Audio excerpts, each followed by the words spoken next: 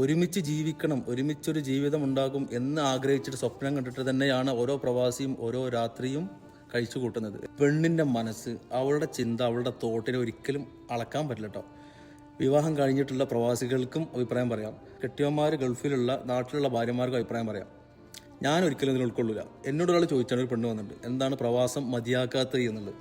ഞാൻ പറഞ്ഞു, ഞാനായിട്ട് തിരഞ്ഞെടുത്തിട്ടുള്ളതാണ്, കാരണങ്ങളുണ്ട്, ഞാൻ തോന്നുമ്പോൾ ഫുൾ സ്റ്റോപ്പ് ഇടുമെന്നുള്ളതാണ്. ഞാൻ വളരെ ഹാപ്പിയാണെന്ന് പറഞ്ഞപ്പോഴാണ് പറഞ്ഞത്, എത്ര സ്നേഹമുള്ള ഭാര്യ ഭർത്താക്കന്മാരാണെങ്കിലും ഒരു സെപ്പറേഷൻ നിങ്ങൾ ആഗ്രഹിക്കുന്നുണ്ട്, ഒരു വേർപിരിയൽ. അതുകൊണ്ടാണ് മിക്ക ആണുങ്ങളും പ്രവാസം തിരഞ്ഞെടുക്കുന്നത് എന്നുള്ളത് ഞാൻ വളരെ പുച്ഛത്തോടെ തള്ളുകയാണ് കേട്ടോ. ഒരു പക്ഷേ ഉണ്ടായേക്കാം.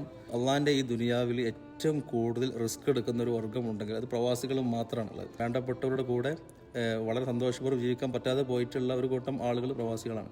യൗവനത്തിൻ്റെ തുടക്കത്തിലൊക്കെ ഒരു കൂട്ടം ആളുകളുടെ സ്വപ്നങ്ങൾ പൂവണിയിക്കാൻ വേണ്ടിയിട്ട് കുടുംബത്തിൻ്റെ മുഴുവൻ ബാധ്യതയും ചുമലിലേറ്റിയിട്ട് കടൽ കടക്കുന്നവനാണ്, അല്ലെങ്കിൽ പണം കായ്ക്കുന്ന മരം തേടി വന്നവനാണ് പ്രവാസി എന്ന് പറഞ്ഞത്. ഈ മരുഭൂമി മുഴുവൻ കറങ്ങിയിട്ടും പണം കായ്ക്കുന്ന മരം മാത്രം കണ്ടിട്ടില്ല.